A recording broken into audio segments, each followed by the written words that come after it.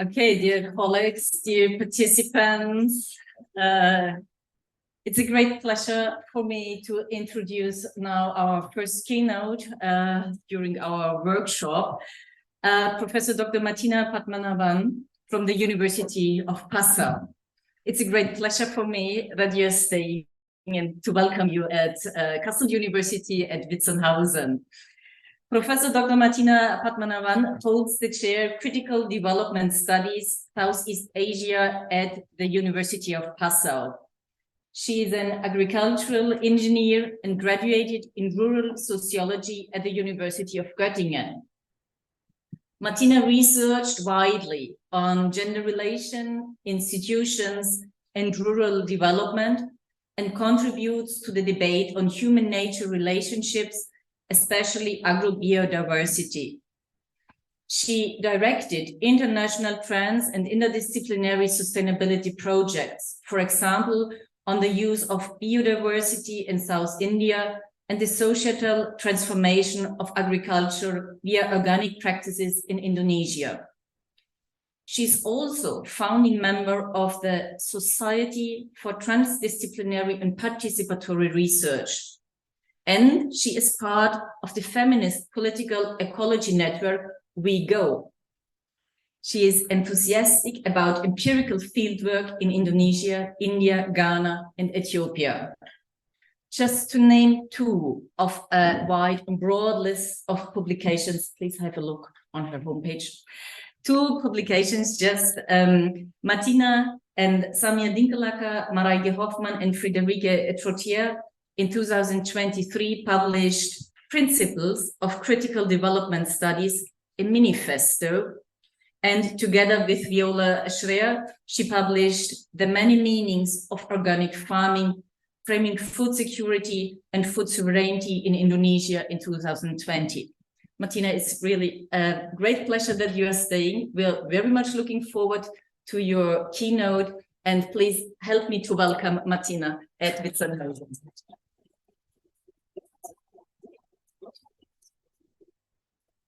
Thank you, Elizabeth, for the warm welcome, and thanks for your warm welcome. And I'm very happy to continue the conversation we started this May morning, though in another place, but I guess with the same cordial spirit.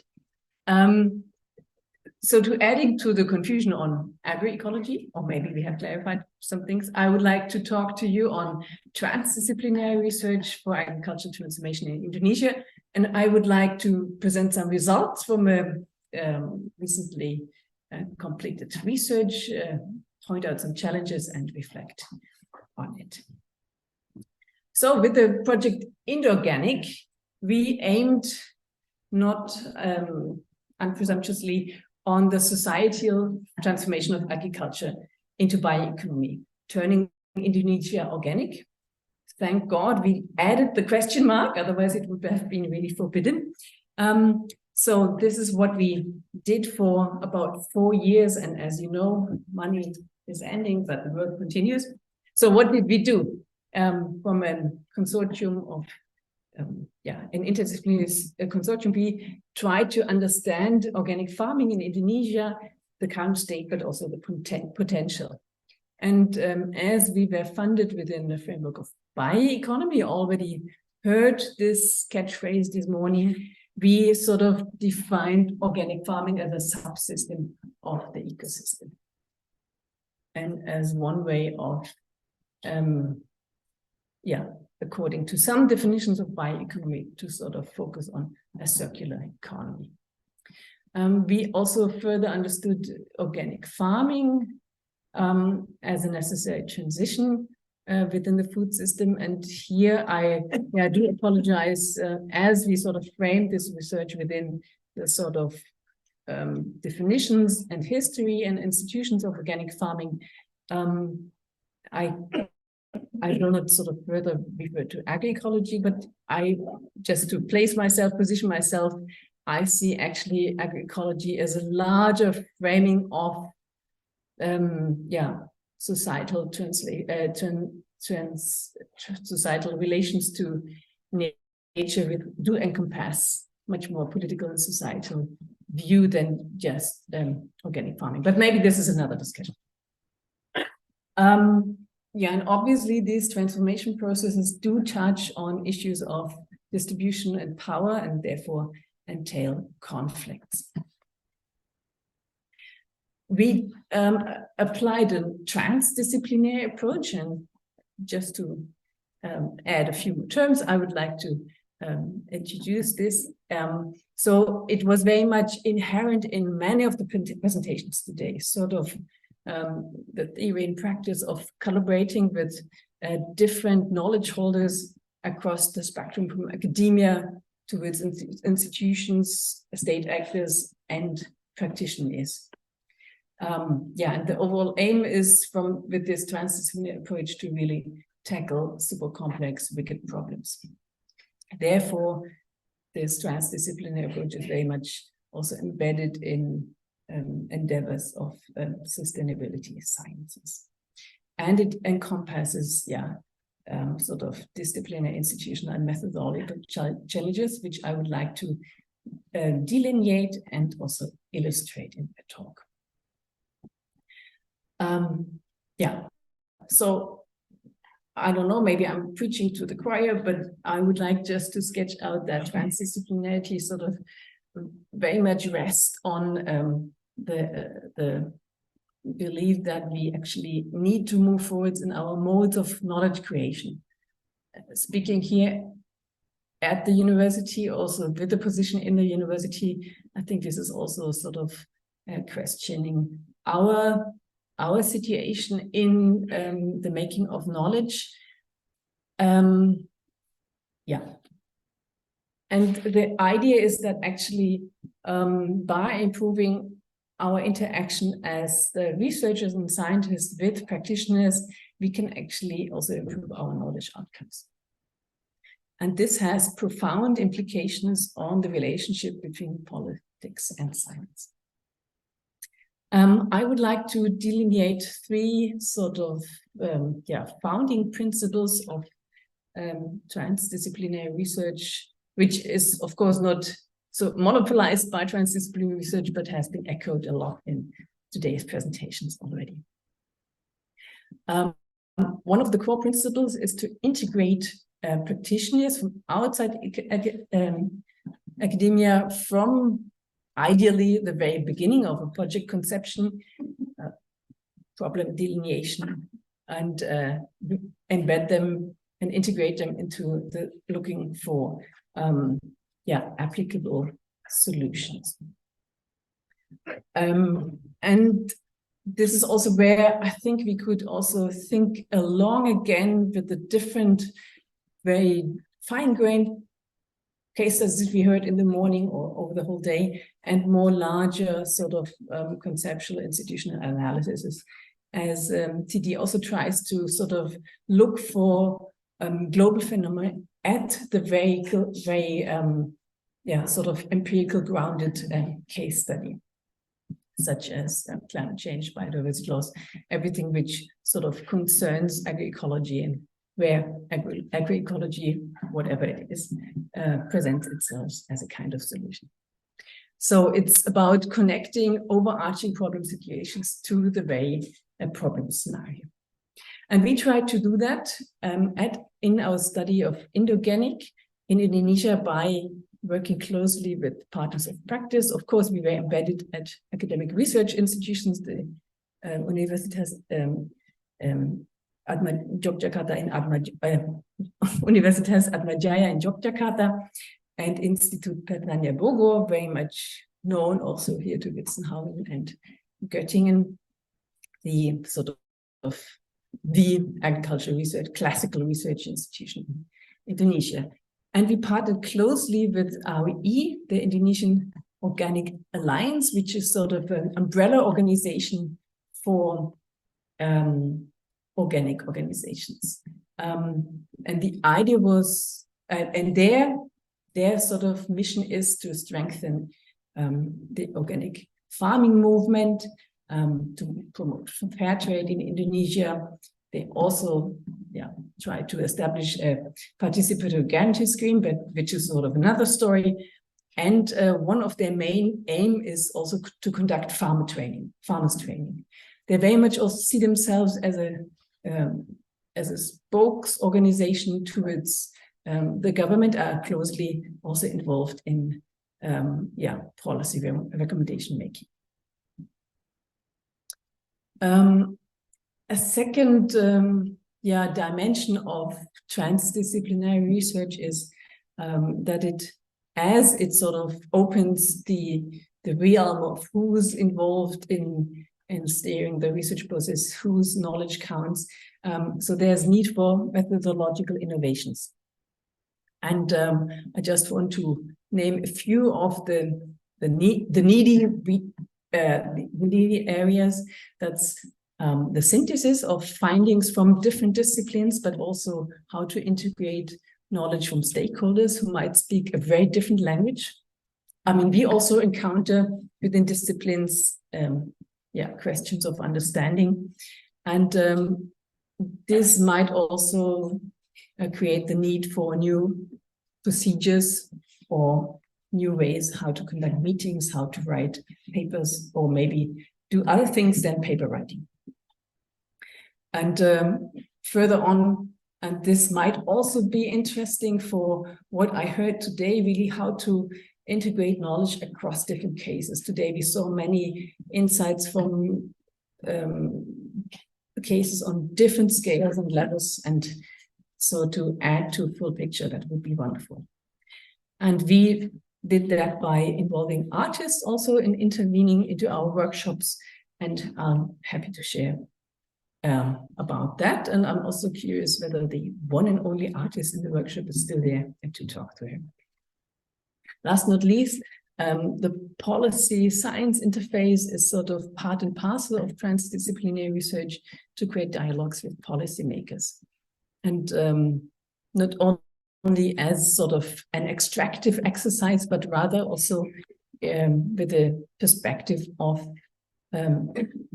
disseminating knowledge, but also creating transformation knowledge for change. And that has sort of two perspectives.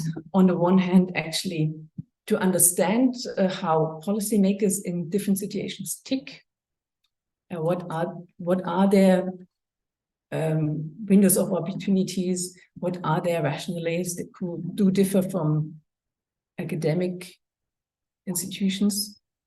I'm sorry for this background noise. I'm trying not to move. My earring. God.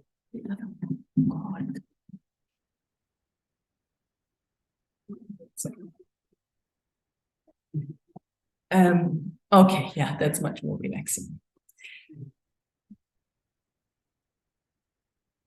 Yeah, and of course, there's also a selfish perspective to also, influence the policy realm which guides us as researchers.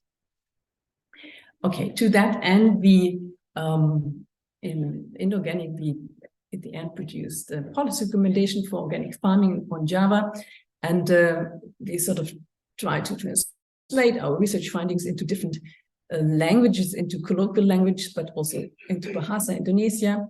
And but here also the trouble begins.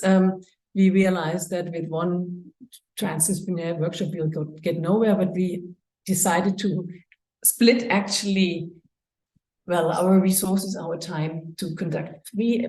One was the academic feedback, the official closing workshop at IPB in Bogor. And we are a little bit proud that we are able to have an expert hearing, the first one on organic farming with the Ministry of Development, Bappenas, the sort of the advisory committee to the parliament in Jakarta. And last not least, we conducted a workshop with local policymakers at Jakarta, who were very much involved in our research and who do have an surprisingly, thanks to decentralization, quite some room to maneuver for local policies. And of course, these are also embedded, of course, in larger systems and power relations. Okay. I'm about to conclude with the theory. So research phases might be very, very familiar to you. And this is, of course, what we thought of in theory when designing the project, so capacity building to sort of be on the same level, to on an explorative study to understand our stakeholders and have a baseline research, have feedback loops, sort of also feeding back intermediate results, and last not least to have a knowledge synthesis of our findings for the outputs. This we try to achieve very much via the transdisciplinary workshops, and we already heard it ideally in this. We bring together all these scientists from Indonesia, Germany, policymakers, practitioners on different levels, different also organizational aggregation degree, and co-design. The co-creation is, of course, very central, co-dissemination and co-evaluation, in which the ministry is not interested at all, it seems. Anyhow, so we had a sequence of workshops to start to understand the state of the art, but also maybe the state, the Indonesian state and its policies, which are quite explicit on organic farming, surprisingly, the potential or the promises or the unfulfilled promises, and rather to find out also what are the prospects for organic futures. You're very happy now that I will skip a few slides. Just to let you know, sort of these, just to bother you, okay, I shouldn't explain. We sort of very much try to structure our research along system knowledge to understand the situation, target knowledge, so where is organic farming going, and are there different ideas about that, and how to achieve that. So what is actually necessary transformation? Let me take you to Indonesia. I'm sorry, I expected, that Indonesia is behind India, south to Vietnam and Malaysia, and here we are already in the island of Java. And let me take you to the district of Tasikmalaya and Yogyakarta, where we also had sort of selected villages where the development economists conducted random control trials to understand adoption behavior. I will not further go into sort of this very classical, sort of adoption study, also in the spirit of an understanding which I think relates quite, to the instrumental aspects of the green evolution. So, but we did a lot of sort of qualitative interviews with a team of anthropologists, social scientists, economists, linguists, and an economic survey with 1,200 participants was conducted as well. So this sort of led to many years, 4 years of research, and we just closed with the lockdown. So we had lots of time to think and about our data. And so referring to the questions here posed for the whole workshop, I would like to give I'm trying to formulate a few answers deriving from this project experience. So what factors contribute to the emergence of, and apologize, I do ask for your apologies if I do conflate organic farming with agroecology. I don't want to open a huge battleground on that, but for the sake of sharing some insights here. So what are one of the main factors we identified for the emerge of an organic movement is, and I might give you here, I think what also came out of, well, I don't know whether it's might just take, but I think also a perspective of longue durée of the history of the situation is super important, because in Indonesia, sort of with the onset of the green revolution, the dictator Suharto controlled Indonesia for good 30 years. And thanks to him, sort of the impact of the Green Revolution and its package technologies was quite thorough. In the 2000, when sort of the revolution removed him from power, there was already a very vibrant movement in place, sort of advocating the ideas of organic farming. And based on this, quite soon the Indonesian state developed rules and regulations for organic farming, and comprehensive framework, very much influenced by, of course, no surprise, by also sort of the conventionalization of organic farming, for example, through certification schemes by the EU. So we see within the Indonesian organic movement or the Indonesian bioeconomy quite a divergence of values. So on the one hand, bioeconomy is seen as sort of one of sort of bioeconomy is interpreted as a protectionist approach. So it's the utilization and management and efficient management of natural resources, while others sort of say, well, this is not all. We need to consider actually the expanding web of human nature relations. Anyway, the Indonesian bioeconomy, the strategy really pursues the idea of converting biomass in the most efficient way to products for the global market. So on the one hand, organic agriculture is in Indonesia a capital-intensive agribusiness aiming at economic growth and global competitiveness. And the idea was really to turn Indonesia into a major organic producer worldwide. On the other hand, there's a social movement which, no wonder, strongly adheres to principles of local food sovereignty, social and environmental justice.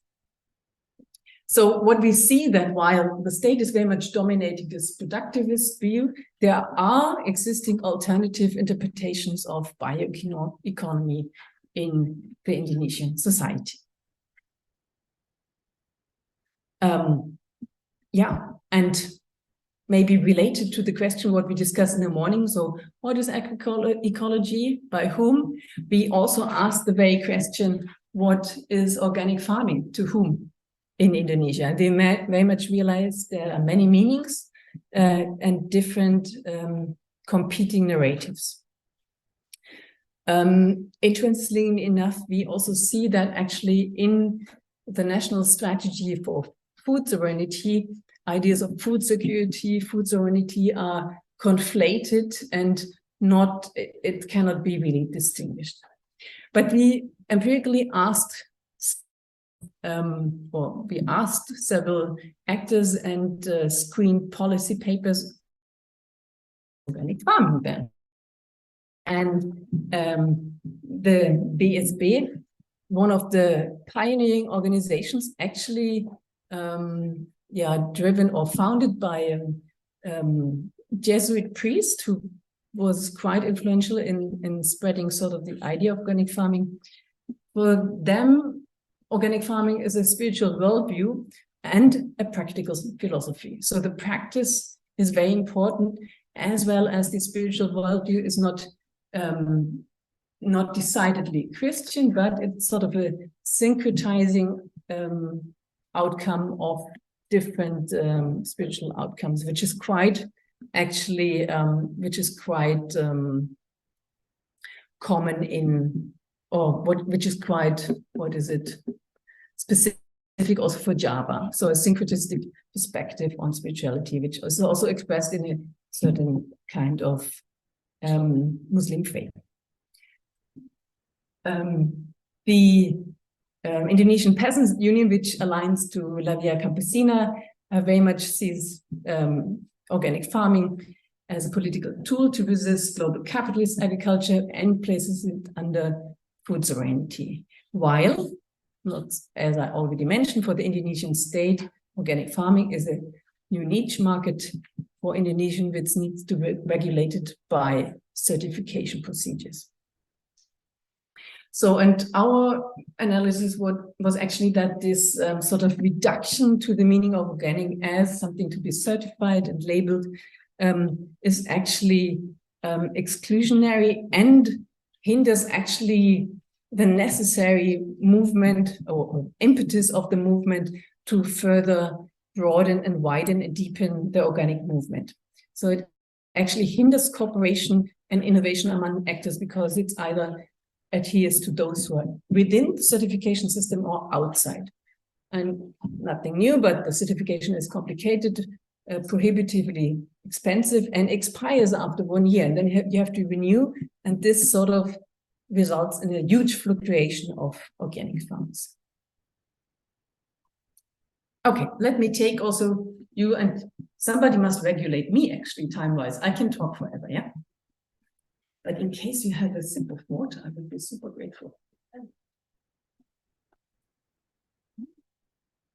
Okay, further looking into the values of organic farming, beside interviewing policy analysis, we invited the performance artist Martina Padmanabhan to join one of our workshops with an existing performance, Memories of Nature, which she has been conducting in many places.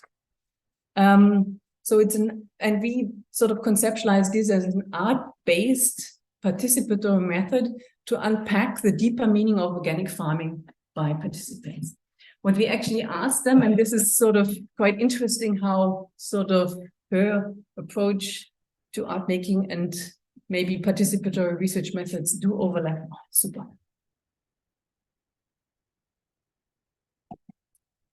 So the performance actually is that people do crouch around this little beautiful wooden stools and have to self-organize to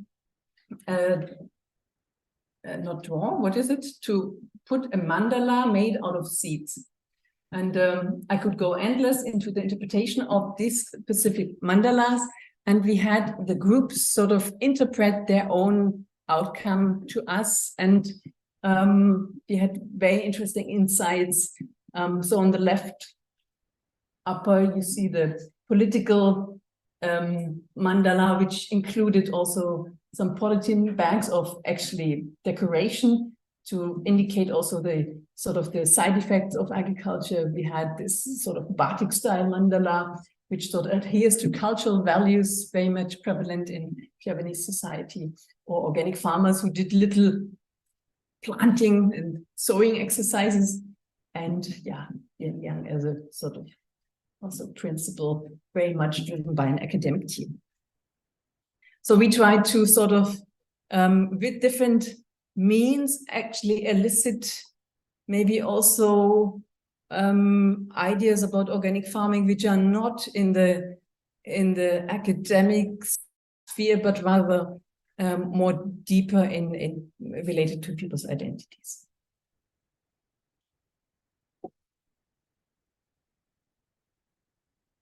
A few years ago, we came to Witzenhausen for a NIA workshop.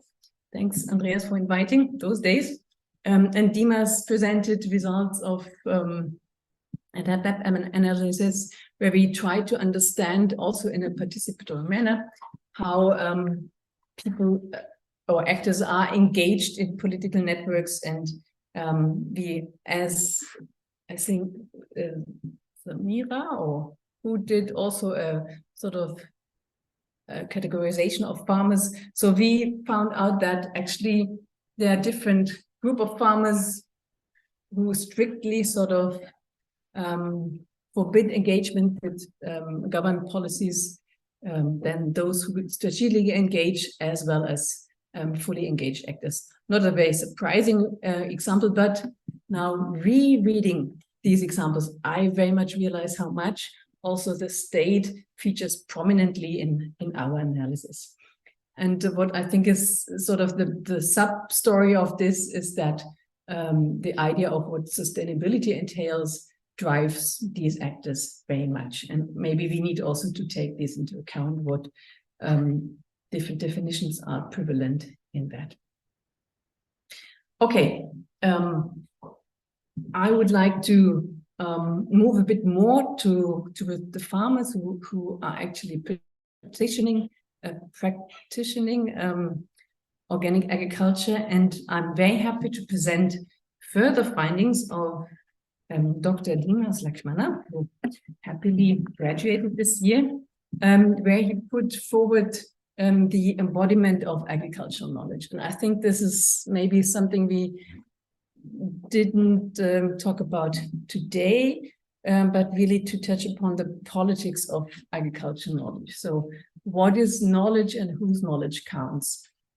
So we presume that actually we in position of power in the academia sort of can capture that very nicely. At the same time, he could show in his very much anthropological research, but also based in science and technology studies, that most of the agricultural knowledge we deal with is rooted in the disembodiment of agricultural knowledge. And this very much reflects sort of the regulatory and the power of the regulatory institutions concerned with organic agriculture. And this very much sort of echoes the paradigm of very simplified human-nature relations, which does emphasize uniformity and replicability. And interestingly enough, there's a little sort of dissonance within farmers' perceptions, where they sort of accept experts' knowledge as authoritative, especially in Java, where this sort of effect of the Green Revolution has been quite thorough and also conducted with coercion and also with the military, but they don't accept it as necessarily valid. So whether it's taken into account or not is a different question.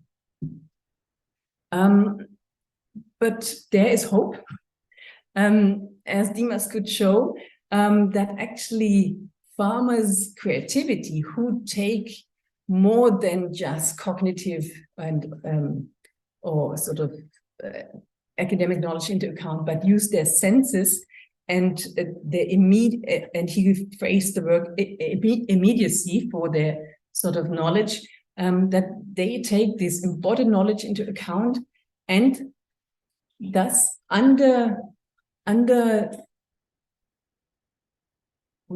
whatever, sort of circumvent these techno-scientific regulatory institutions. So the question is, how could we sort of integrate more embodied knowledge, which is maybe also pre-verbal, into scholarly practice and also sort of bring in our embodied senses. From that, okay, yeah, oh my God, yeah. Then I can sip more water.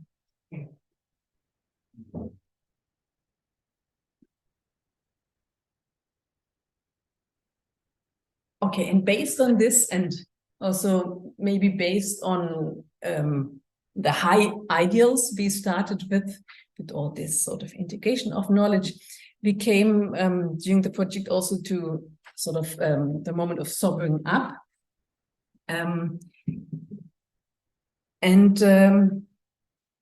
Also here again, Dimas sort of phrased, or actually, to be honest, when we had a sort of a moment of disillusionment after one of these transdisciplinary research workshops, we were all lying in a hotel room, the Indonesian counterpart, so many people, and we sort of thought maybe it's a too high ideal. We must be happy, and we can be happy with transdisciplinary moments. So when sort of this sort of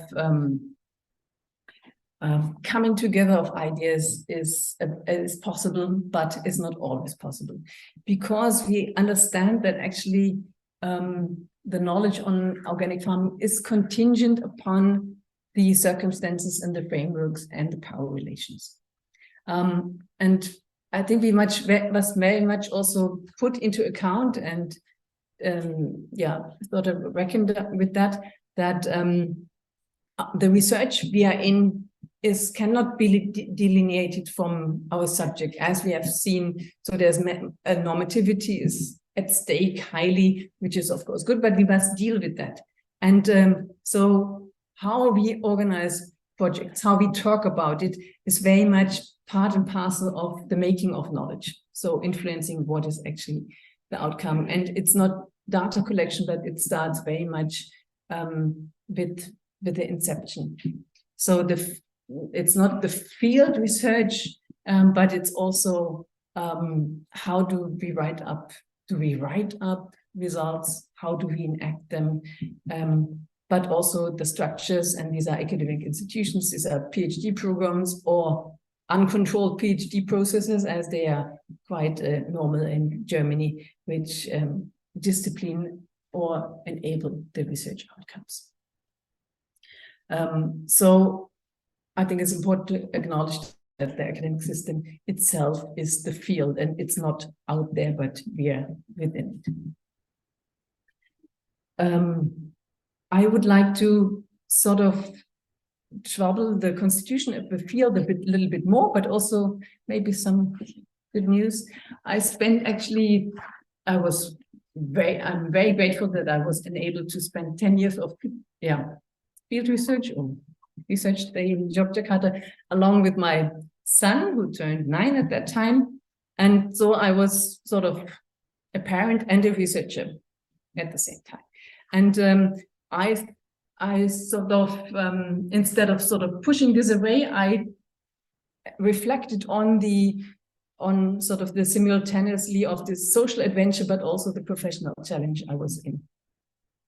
And I think this is important to acknowledge, embrace sort of, and name also the possible epistemological gains from that.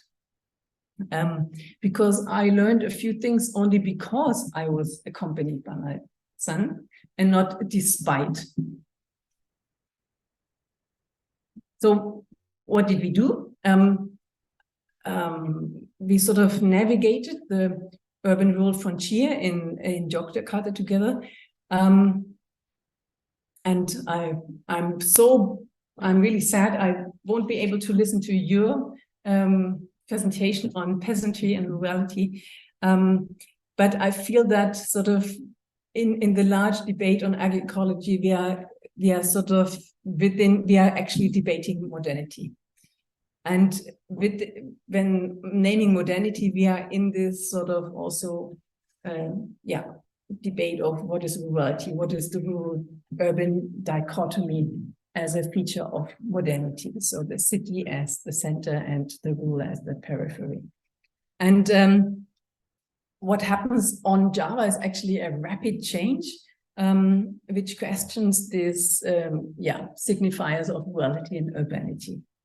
And sort of the case for this was that every morning I took my son on a scooter towards his school, back and forth. And so we had a sort of repeated transit every morning, back and forth. And we observed different changes, and there were lots of changes along the way. And this chatty little guy talked to me all the time.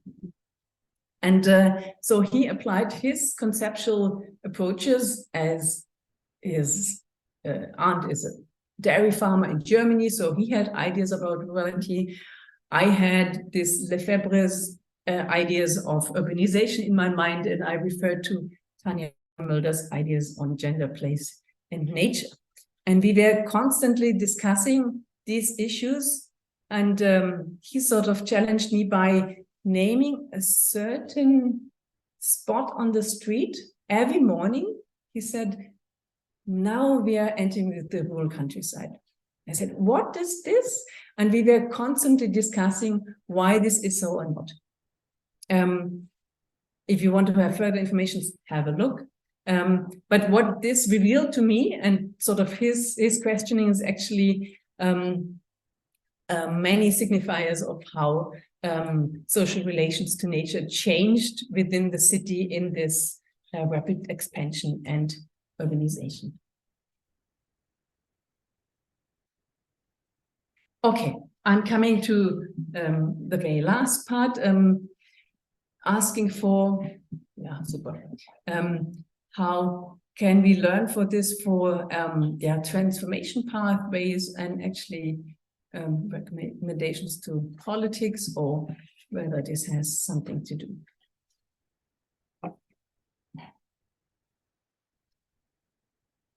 Okay, turning Indonesia organic.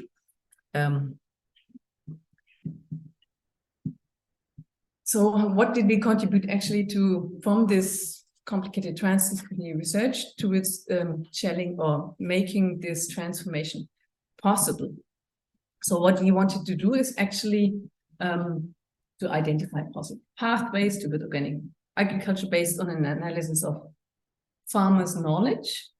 So this is very much what we tried to do in our qualitative work, and barriers to adoption, which was the approach of the random control trial by the development economist, and understanding values, belief system, institutional structures, including politics and regulations. And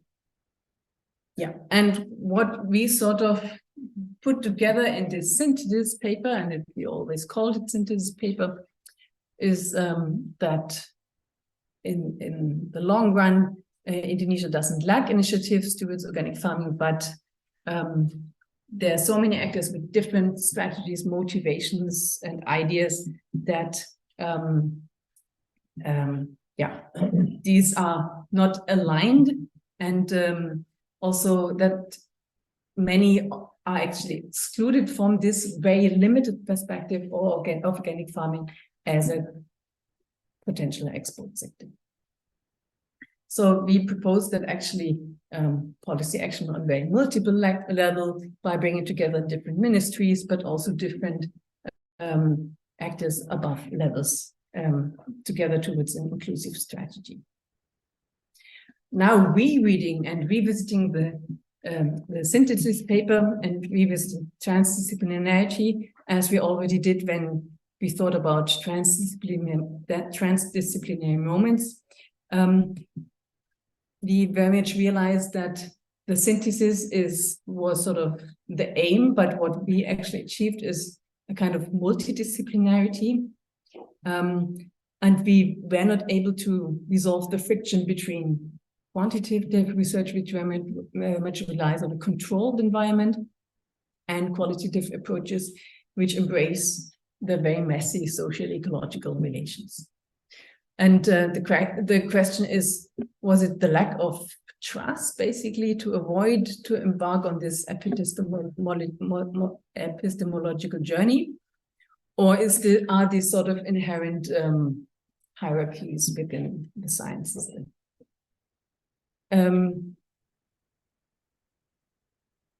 So the question is what to do with this situation. Maybe conflict avoidance is also good enough in this case. Okay, but we could say, okay, project closed, article published, fine, let's move on. But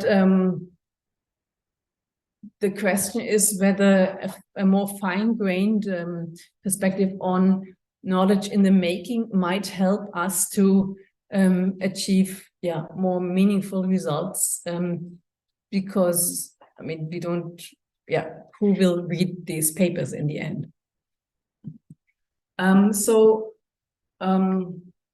What Dimas finally called knowledge in the making is actually also gesture towards a never closed research process, to prevent sort of the analytical closure, to exclude certain features because they do not probably fit, and rather questioning also this claim for co-production, or these courses I presented you as the ideal in the very beginning. So actually, who reflects on whose experience? So who's in the authority to do so? And to what end is this reflexive gesture performed? Is it for more, maybe autoethnographic articles? And under what conditions is this reflection possible? And so that actually calls for, maybe I don't have really answers to that, but rather to include and confront the politics of knowledge making in the projects, which are embedded, I don't have to tell you, in the larger agriculture science business. And I'm coming to a closure. My last slide. I can, of course, I can talk on it for 10 minutes, don't worry. So, yeah, we would like also to invite sort of fellow researchers to actually embody transdisciplinary moments in academic institutions and acknowledge also the power relations in university regulations and hierarchies. So how to achieve a PhD, what is necessary, what do you need to avoid, what doesn't count as knowledge. And we thought actually also of collective coping strategies, like writers' collectives, but also different means to sort of overcome these hierarchies.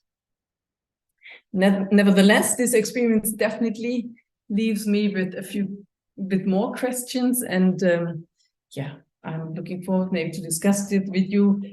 So how to cooperate with disciplines who are firmly grounded in the doctrine of value-free science, where sort of the idea of power is beyond the beyond.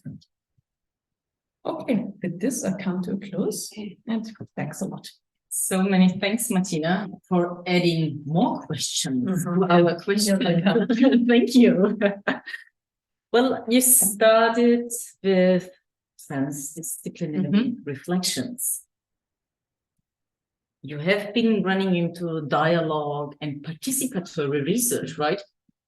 Then nearly when I thought, well, I'm going to ask you about the feminist, about the gender topic, then we heard about feminist methodologies. So I came back to the question, which at the beginning already I thought about asking to you. And this is, what is our duty? What is our task as researcher? You have been starting with the relation between politics and science, and then developing all the reflections on it. So what is our duty, our task? Is this the answer on how we should do research, how we should do our projects? Also regarding politics. Somewhere in between there was to get in dialogue with policymakers. Where does it come from? I'm going to ask you a question. Where does it come from to get in dialogue with policymakers? Is it the people you have been working with? Is it a result of research projects? So what about the relationship between politics and science? May I ask? Okay. Okay, wow.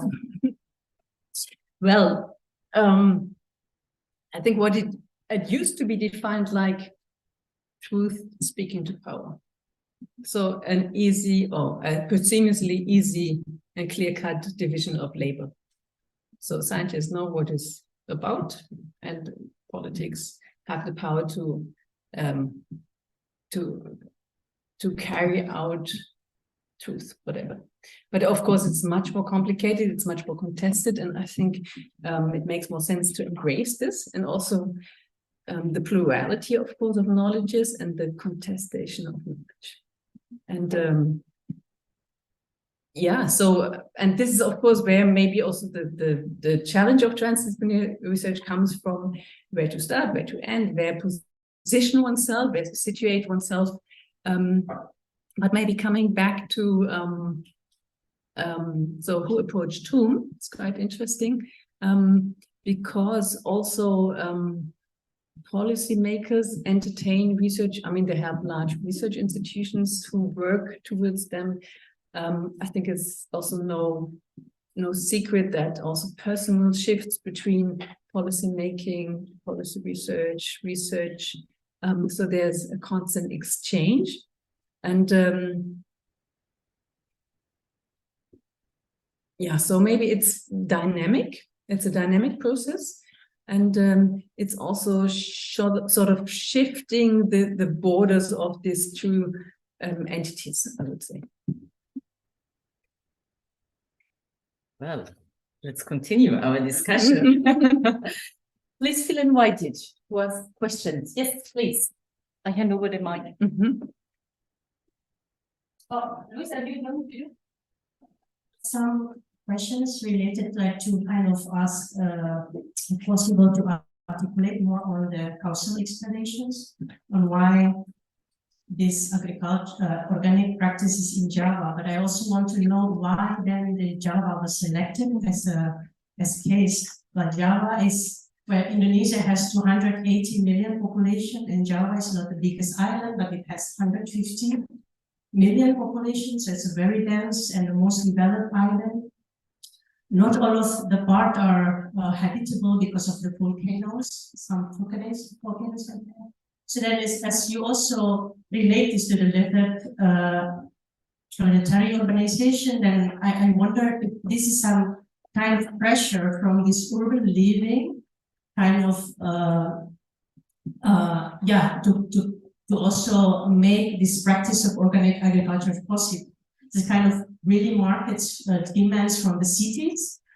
Although I doubt this kind of middle class from the urban living really have this literacy on what is the importance of organic farming. So it's kind of what is the role of Java and density in this practice. And the second is that how about the indigenous model or naming of organic? I mean, like Flores is still an island where the indigenous still practice kind of farming that without naming it's organic.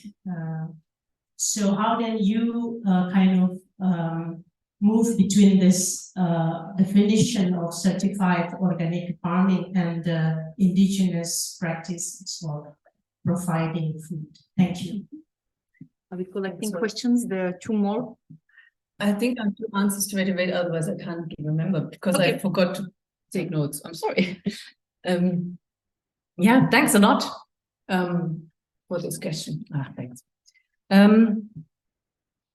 Actually, we focused our research on Java because we sort of had first contacts with REE on Java and also support with the hosting universities who were also interested and who the university do conduct research on Flores. So we thought they are genuine partners. Yeah, I think we sort of fell in the trap of the Javanese bias, so to say. At the same time, a lot of pioneers in organic farming did start on Java, so there's a network, and which to a different extent is sort of co-opted into the official policy realm. So, and I think this is the interesting part. There are lots of organic farmers and practitioners who would never call themselves like that. So there's a lot of organic by default. And the question is, does it make sense to talk about organic in that sense at all? Maybe so far to talk about sort of indigenous ways of doing organic. As we partnered with an umbrella organization, obviously we had this take through organizational means, and this was very much also the focus. And also an interest, of course, to understand what are maybe also possibilities of scaling up, while this was maybe a first idea. So this sort of branching out and the differentiate view of organic struck us quite as a surprise.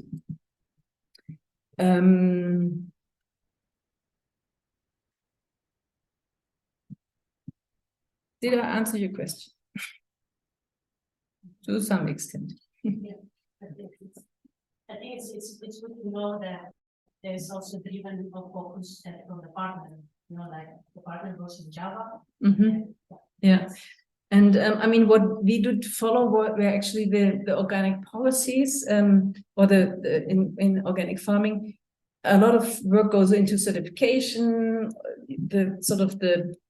really the usual stuff, and some interesting a program called the 1,000 Organic Farming Villages, which was quite a policy disaster. So actually turning villages into organic showcases, which did not work out of many reasons. So what we actually observed that beyond certification, a lot of organic policies did fail completely. So there was nothing to really dig into.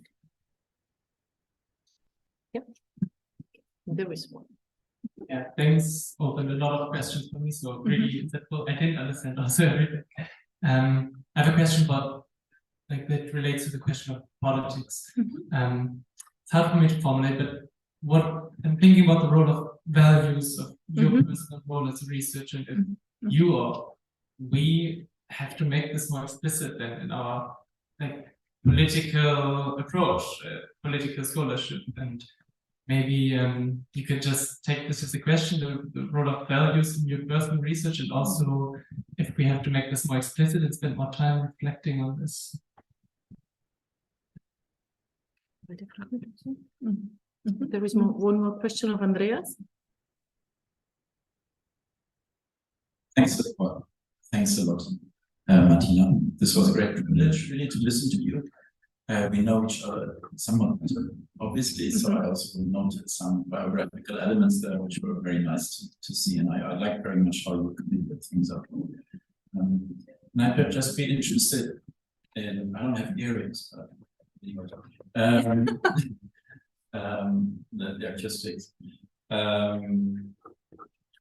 You were frustrated, or your team was frustrated about these transdisciplinary moments. And I'd just like to understand a bit better what this was. Which could you just illustrate to me what these transdisciplinary moments were, and what your benchmark idea was somehow in terms of what another kind of transdisciplinary would be about? And I guess the whole thing is about letting go of roles, among others, in these processes. And I guess we all have been in situations where we had maybe also role confusions, or we had multiple roles.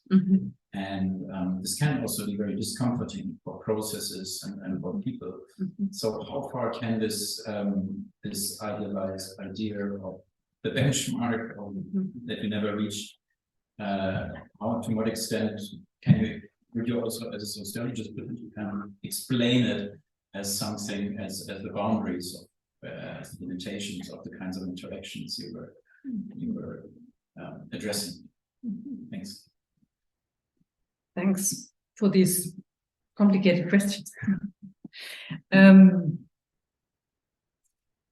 Asking about politics and values. So obviously, we do have positionalities when sort of thinking about research projects, and we based on values which make our positionality, I think, very much.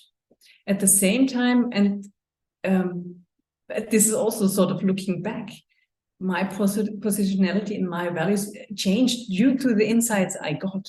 So it's really a very dynamic process. And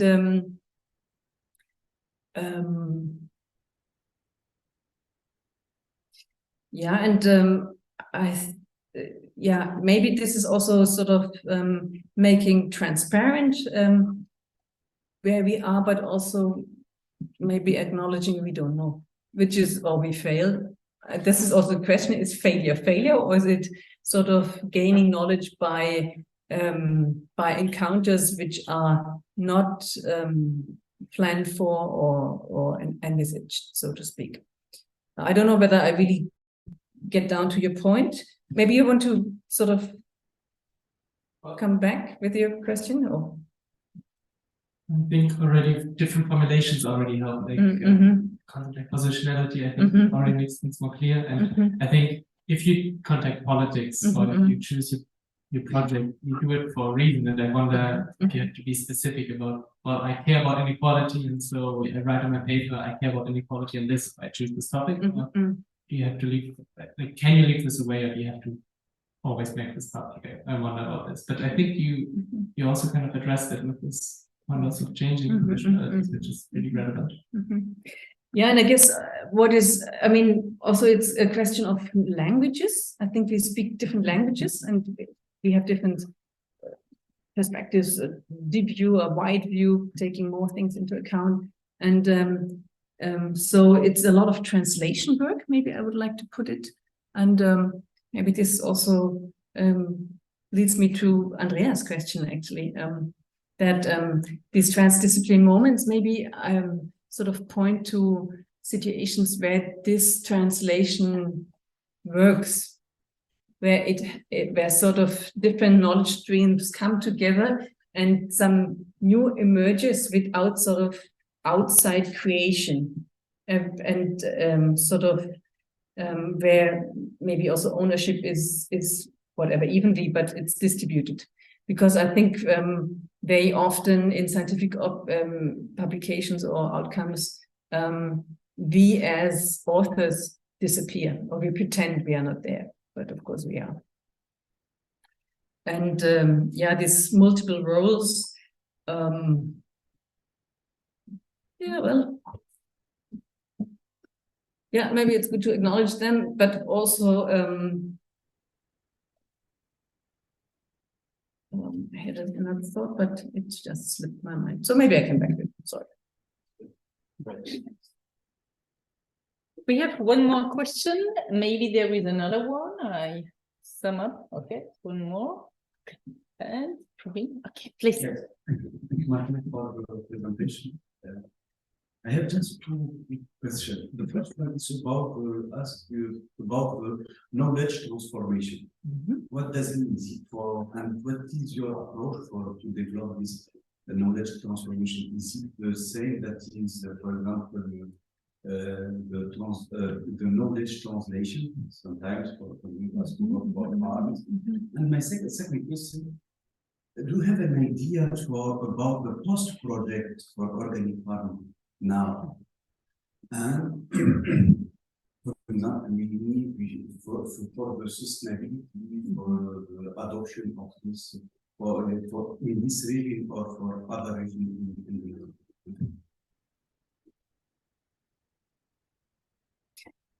You mean like a follow-up or post-project? The areas after the project.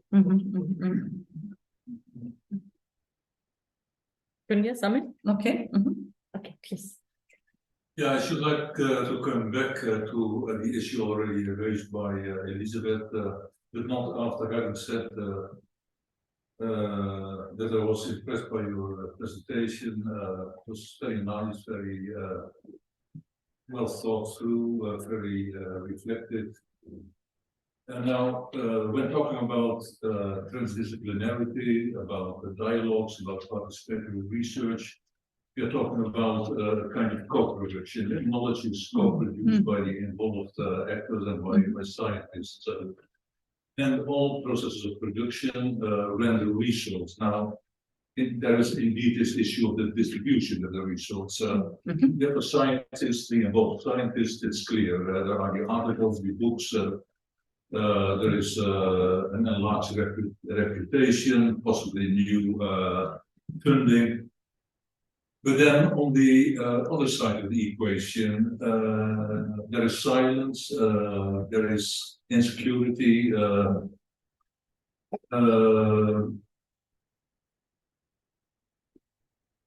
and there is the question: can we? Is that not a critical point when we should move ahead?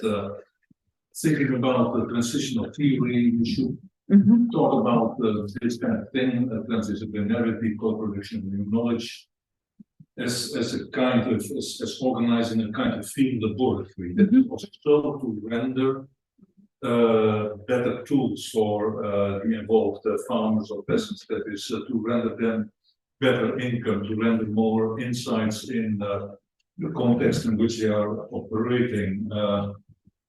that should render them more joy, more courage to confront difficulties. In doing so, you have to organize your research as a kind of field laboratory in which realizing practical changes are the first objective. And it is through material changes, political economic changes, and so on and so forth, through improving the practical situation that you obtain new insights in the new kind of knowledge you want, the transitional knowledge. But then this nearly automatically translates scientific research in part of a broader socio-political struggle. It's about negotiating with state apparatuses or with capital groups the boundaries of the field laboratory or strategic niche, as you could call it as well. It is learning from your mistakes. And it is going definitely for an improved performativity, enlarging the capacity of science and critical science to really contribute to changes. But then this is a definite step beyond the comfortable position of most scientists, I think.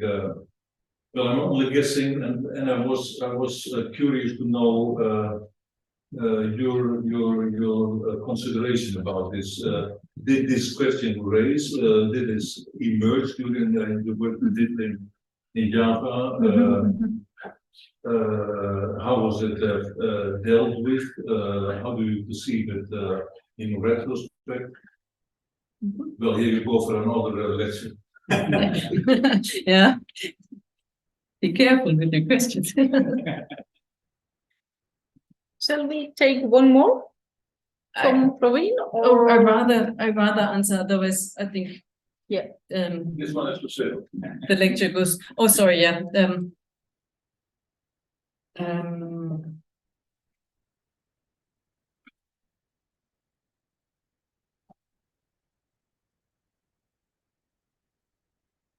You asked about the transformation knowledge, isn't it? Yeah. So yeah, it relates actually a little bit to your question. So the question in some thinking, it's sort of the sender-receiver thing. You have a solution, you sort of disseminate, and it's adopted, done. Somehow it didn't work for the last centuries or decades. So the question is rather. It's not translation, but I think it's about actually social learning to change practices. And of course, this is maybe entails more than not reading an article published in some unattainable journal. But also, and this was maybe our implicit hope while with working with RE, with the umbrella organization, that sort of with their long standing, they sort of also take up things, not only into the policy realm, but also into their training, which is super wonderful and very hands-on and super impressive, but also shows actually extension in Indonesia is handed over to private companies who use it to sell their products. So obviously, there are very, very obvious starting points to transform the system. So post-project, and I think this relates a bit to your question. Yeah, so there's definitely this possibility. We talked about this in the morning, about extractive research. Go there, collect data, and build your career on it, which I think is very prevalent. Respectively, sort of, sort of engage in a more long-term situation, which is a contradiction to project funding, project outline, also the means how public funded research can be funded in the long term. Nevertheless, we had long debates at my chair exactly regarding this, where I also had an activist or a long-term activist in mining who became a researcher, and she coined the phrase of a life project. I mean, that's not everybody's business, to everybody's liking, but very much that this is actually, and it refers a bit to the delineation of the field. What is the field? Is it out there, or is it in the very office where we write the thesis or whatever? And so having research as a life project where also we ask continuously ethical question. And actually, Dimas, who just graduated, he returned to Indonesia. He rejected the position I offered him. What is this? And he's definitely a born intellectual, but he's sort of dedicated into bringing his activist interest and his research interest together, and sort of move between the two worlds. And maybe this is also something we need to consider more in thinking really in long durée perspectives, not just when understanding the agroecological situation, but maybe what happens after the project is done. And obviously this is not the first time ever asked, but maybe we have to have new answers to that. Yeah, and I like the idea of the lab very much, and still, as you mentioned, resources for everybody. So maybe we are going to the last question round. Praveen is starting, and maybe there is one question from you, Luis. Is there any question in the chat? No? Okay. So last two questions. I bring you a water, of course. Please, Praveen. Okay. Thank you for this wonderful talk and challenging reflections and so on. Idea of interdisciplinarity is something which, of course, has been around for a long time, and I think unless you're a very dogmatic economist, that's a tribe which is a very different tribe. So, barring that, I guess this is something which has got more and more acceptance, and political economists, of course, insist on interdisciplinarity. Now, what I found very interesting was this interdisciplinarity with an emphasis on activists, practitioners, etc. Now, you refer to the hierarchy within disciplines in interdisciplinarity. So there are very serious hierarchies when it comes to practitioners and academics and practitioners. Power relations, how they get kind of, in a sense, used. It's like sort of use and throw, very often. And so these are some of the challenges, some of the issues that I'm sure in your own work you have been deeply aware of it, but when you do the kind of work that you do you sort of see these problems as serious problems in what you have done in Java? So this is one kind of thing. I was reminded of Martin's distinction between techne and episteme. It's technical knowledge, so-called scientific knowledge, and so on. And epistemic, which is where I think you are locating yourself. One obvious question which comes to my mind is, can or does it have the danger of slipping into infinite relativism?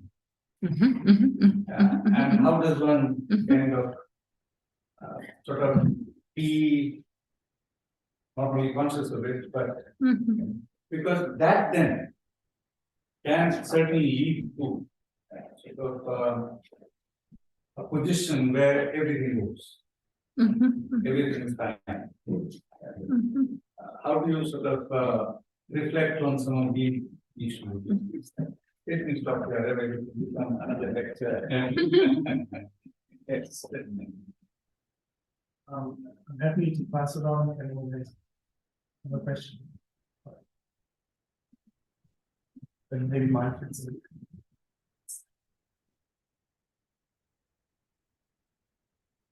Thank you very much, Martina, for this great presentation and discussion. Maybe as the last question, I want to come to the headline of your talk, and you said you were lucky you put the question mark on it.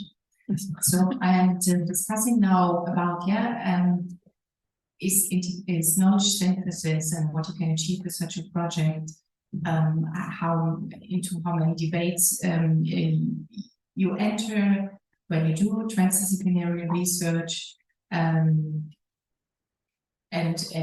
fields of tension.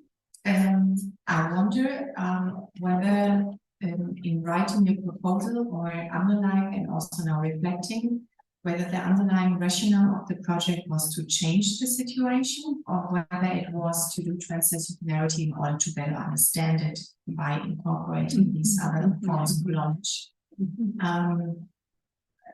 This was a question that remained afterwards because then it also referred to politics that did not work to diffuse organic farming practices, where at the same time we said, the view of adoption and diffusion is something that was connotated with the thinking you look at critically. But I was wondering, what was there an underlying aim about organic farming? How should it be developed? Thank you very much.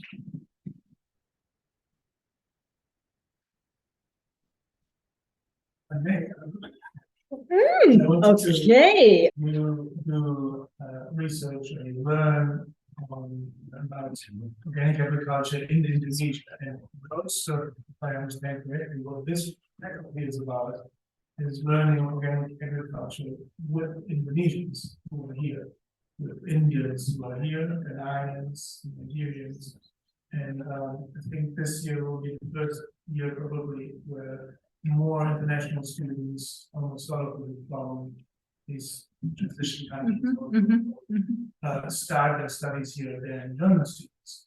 So this is really at the core. You don't see it if you walk in. This is really key thing.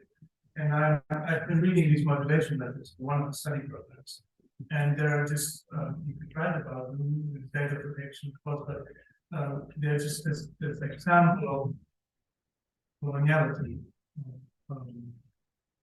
How they're written is really striking. 3 weeks ago, we had Ashish Kotari here, and he was struck by the fact that people come from India to Germany to learn about organic agriculture. This is the complete wrong direction. We should be going there. And I would like to press you on how this learning process can be, turned upside down.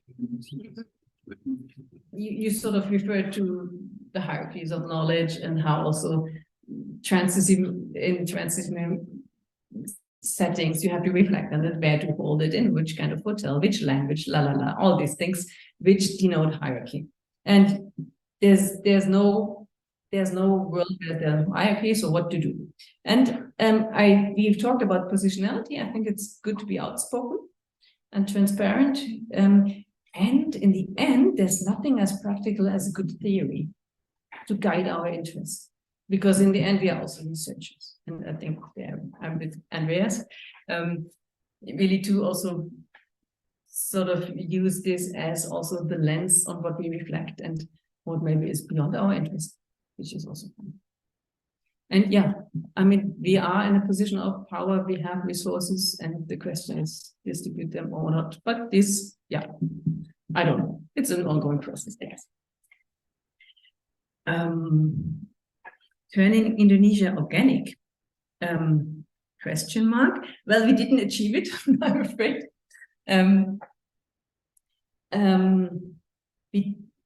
I think this was definitely the intention to produce some practical, theoretical transformation knowledge. So how to go about. And for that to understand it, what is the system, and what know that, where is it going?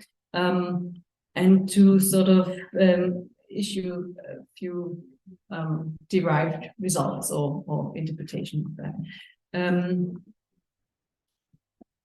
And obviously, along the way, we reflect on transdisciplinarity and of its maybe it also what is it, blind spots. So who reflects on the privilege to reflect endlessly and to what end? And yeah, but I think it's also, of course, buying into this question. What is knowledge? Whose knowledge is it? Who has the duty to make knowledge accessible and translate it? And I mean, all these things. And I think, yeah, it's still public money we are spending here happily. And so I definitely do have an impetus to change. Whether that's possible is another question. And this is, I think, also the question of this co-evaluation. Who's evaluating us? I mean, this is who in the end, maybe in 20 years there will be an outcome, maybe never. Maybe there's an outcome, but we don't know. It's a bit like education, I'm afraid. And with that, I would like to move to Louis' question. Sounds familiar, this idea is actually one of the staff members of AOI, who was a super trainer, really enthusiastic and organic farmer. He was dreaming of coming to Witzenhausen. Very sweet. And to study here. And we in Passau, we also run a master development studies and a very international half-half interdisciplinary program. And what we now are struggling with is the heterogeneity of students. On the one hand, we have the German students who aim for entering the development business, and international students, I'm sort of painting a black and white picture here. They are not interested in these decolonial discourses, but rather also, sort of understand how things can be developed. So I would like to talk to you over beer, but so it's also, it's sort of their colonial continuities, definitely. At the same time, I think studying here provides also a thinking space. And what I feel we must much more do is really unearth the wealth of knowledge coming to Germany and work with the insights and perceptions and sort of, provide students with tools to think independently and creatively. And I think on this, we are failing them right now. But maybe this could be a way out, because for them, it makes sense to come here. I mean, maybe it's also in migration aspiration, but which is fair enough. But there's sort of potential to think further. Martina, I have to add something to mine. Thank you. Okay. Not only thanks for the questions, for more questions for us about this session. Also, thanks for your answers. Thanks for discussing with us, for your reflections, and thanks for leading us with some more questions, because some of the questions we have to ask constantly, continuously, and coming back to them. And I think maybe tomorrow, but maybe also in the future, we are coming back to some of your questions for sure. So many thanks for this talk and for the discussion. Thank you.